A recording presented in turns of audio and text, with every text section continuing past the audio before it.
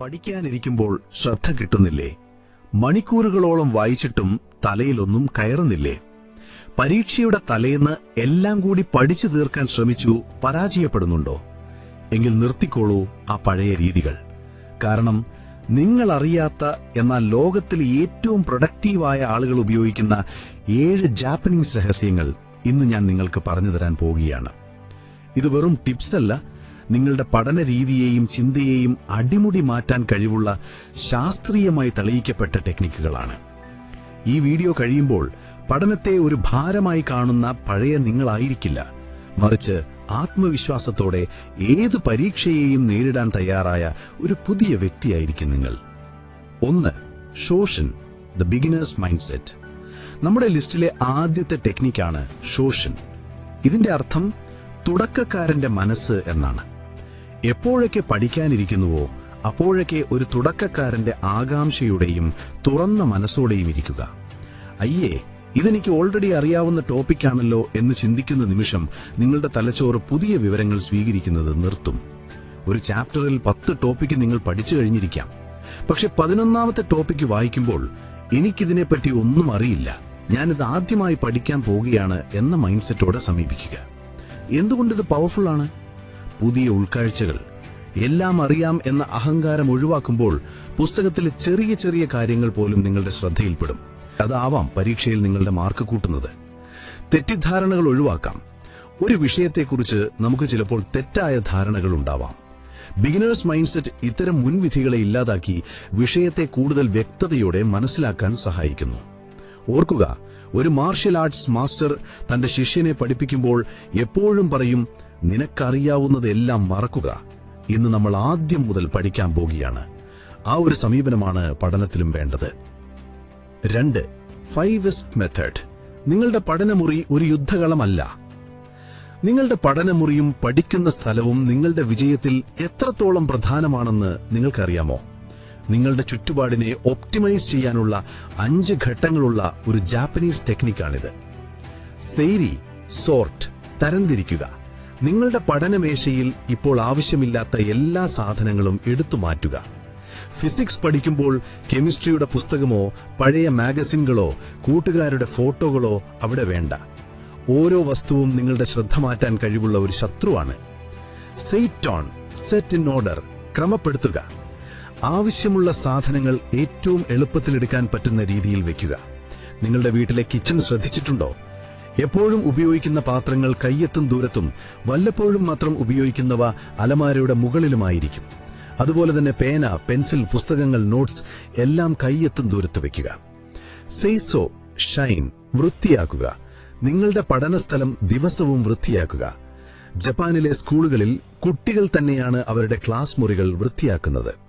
വൃത്തിയുള്ളൊരിടത്തിരുന്ന് പഠിക്കുമ്പോൾ കിട്ടുന്ന positive energy വളരെ വലുതാണ്. അത് നിങ്ങളുടെ പഠനത്തോടുള്ള താൽപര്യം വർദ്ധിപ്പിക്കും. സെയ്ക്കെറ്റ്സു, സ്റ്റാൻഡർഡൈസ്, നിലവാരം പുലർത്തുക. മുകളിൽ പറഞ്ഞ 3 കാര്യങ്ങളും ഒരു ശീലമാക്കി മാറ്റുക. ആഴ്ചയിൽ ഒരു ദിവസം ആവശ്യമില്ലാത്ത സാധനങ്ങൾ മാറ്റാനും ദിവസവും പഠനശേഷം മേശ ഒതുക്കി വെക്കാനും ഒരു ഷെഡ്യൂൾ ഉണ്ടാക്കുക. ഷിറ്റ്സുകെ, സസ്റ്റെയിൻ, സ്വയം ശീലിക്കുക. ആരും പറയാതെ തന്നെ ഈ കാര്യങ്ങൾ സ്വയം ചെയ്യുക. ഇത് എന്റെ ഉത്തരവാദിത്തമാണ് എന്ന ചിന്തയോടെ പ്രവർത്തിക്കുക. ഈ ഒരു ശീലം പഠനത്തിൽ മാത്രമല്ല, ജീവിതത്തിലുടനീളം നിങ്ങളെ മറ്റുള്ളവരിൽ നിന്ന് ഒരു പടി മുന്നിൽ നിർത്തും. 3. Kaizen, creative study techniques.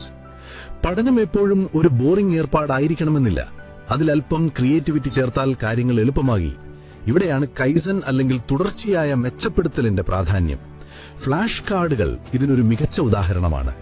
ചെറിയ കാർഡുകളിൽ ഒരു വശത്ത് ചോദ്യവും മറുവശത്ത് ഉത്തരവും എഴുതി വയ്ക്കുക.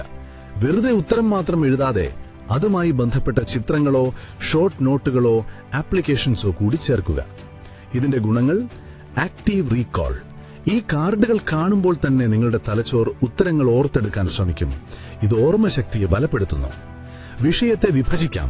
ഒരു വലിയ ചാപ്റ്ററിനെ മൊത്തമായി പഠിക്കുന്നതിനേക്കാൾ എളുപ്പമാണ് അതിനെ ചെറിയ ചെറിയ ടോപ്പിക്കുകളാക്കി ഫ്ലാഷ് കാർഡുകളാക്കി പഠിക്കുന്നത്.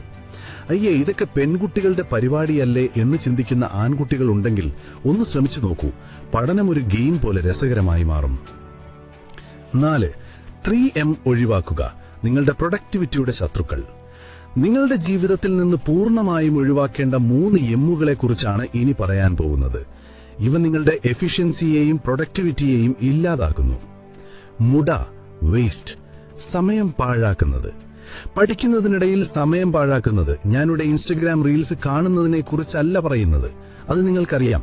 പക്ഷേ പുസ്തകത്തിലെ ഒരു പേജ് മുഴുവൻ വായിച്ചിട്ടും ഒന്നും മനസ്സിലാവാതെ വീണ്ടും ആദ്യം മുതൽ വായിക്കുന്ന അവസ്ഥ നിങ്ങൾക്കുണ്ടായിട്ടുണ്ടാവും, ഉറപ്പായും ഉണ്ടായിട്ടുണ്ടാവും. ഇതിനെയാണ് മൈൻഡ്ലെസ് റീറീഡിംഗ് എന്ന് പറയുന്നത്. പഠിക്കുമ്പോൾ കോൺസെൻട്രേഷൻ കൂട്ടി നിങ്ങൾക്ക് ഈ ശീലം നിർത്താൻ സാധിക്കും. മുറ, അനീവൻനെസ്, അസ്ഥിരത, പഠനത്തിലെ വേഗതയിലുള്ള ഏറ്റക്കുറച്ചിലുകൾ. അതായത് വർഷം മുഴുവൻ ഉഴപ്പി നടന്നിട്ട് പരീക്ഷയുടെ തലേ ദിവസം 18 മണിക്കൂർ പഠിക്കാൻ ശ്രമിക്കുന്നത് അപകടമാണ്. 3 മാസത്തെ ഭക്ഷണം ഒറ്റ ദിവസം കൊണ്ട് കഴിക്കാൻ പറ്റുമോ? ഇല്ല. അതുപോലെയാണിതും. എല്ലാ ദിവസവും കുറച്ചെങ്കിലും സ്ഥിരമായി പഠിക്കുന്നതാണ് ശരിയായ രീതി. മുരി, ഓവർ ബർഡൻ, അമിതഭാരം, സ്വയം താങ്ങാനാവുന്നതിലും കൂടുതൽ ഭാരം ചുമക്കുന്നത്.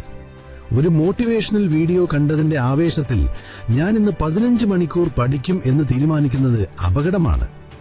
1-2 ദിവസം അത് നടക്കേയുള്ളൂ, പക്ഷേ അത് നിങ്ങളെ മാനസികമായും ശാരീരികമായും തളർത്തും. ഓർക്കുക, മോട്ടിവേഷനേക്കാൾ വലുതാണ് ഡിസിപ്ലിൻ. 5. ഷിൻഡിൻ യോഗോ, പ്രകൃതിയുമായി ചേർന്നുള്ള ഇടവേളകൾ. പഠനത്തിനിടയിൽ ഇടവേളകൾ അത്യാവശ്യമാണെന്ന് എല്ലാവർക്കും അറിയാം. എന്നാൽ ആ ഇടവേള നിങ്ങൾ എങ്ങനെ ചെലവഴിക്കുന്നു എന്നതാണ് പ്രധാനം. ഇവിടെയാണ് ഷിൻഡിൻ യോഗോ അഥവാ ഫോറസ്റ്റ് ബാത്തിംഗ് എന്ന ടെക്നിക്കിന്റെ പ്രസക്തി. ഇതിനായി നിങ്ങൾ കാട്ടിൽ പോകേണ്ടതില്ല. പഠനത്തിനിടയിൽ കിട്ടുന്ന അരമണിക്കൂർ ബ്രേക്കിൽ ഫോണിൽ കളിക്കുന്നതിനു പകരം നിങ്ങളുടെ വീടിനടുത്തുള്ള പാർക്കിലേക്കോ ബീച്ചിലേക്കോ അല്ലെങ്കിൽ വീടിന്റെ ടെറസിലേക്കോ ഒന്നിറങ്ങി നടക്കുക. ചെടികളെയും ആകാശത്തെയും നോക്കുക, ശുദ്ധവായു ശ്വസിക്കുക.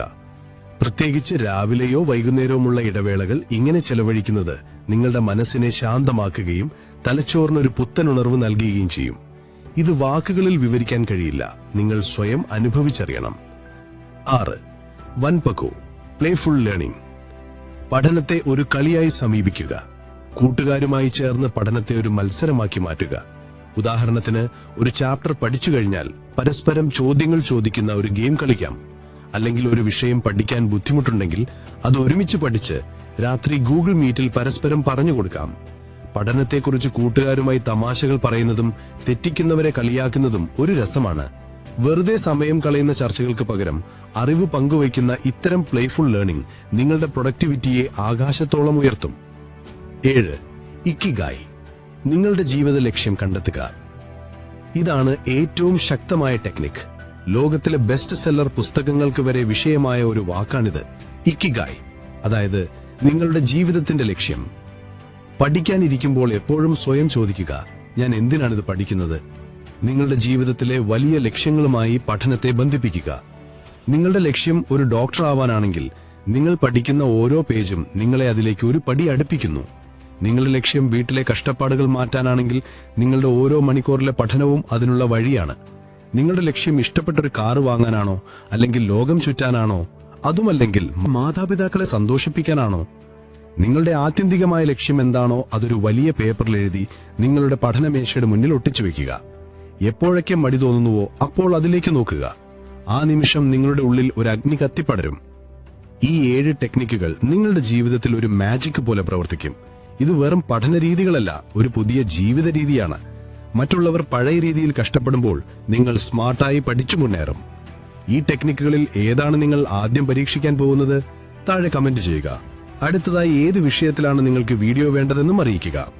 നിങ്ങളുടെ ഓരോ കമന്റും ഞങ്ങൾക്ക് വിലപ്പെട്ടതാണ്. നിങ്ങളുടെ പഠനയാത്രയിൽ ഒരു വഴികാട്ടിയായി ഈ ചാനൽ എപ്പോഴും കൂടെ ഉണ്ടാകും. അതിനായി ചാനൽ ഇപ്പോൾ തന്നെ സബ്സ്ക്രൈബ് ചെയ്ത് ബെൽ ഐക്കൺ അമർത്തുക. കാരണം വിജ്ഞാനം ഒരു ശക്തിയാണ്. നന്ദി.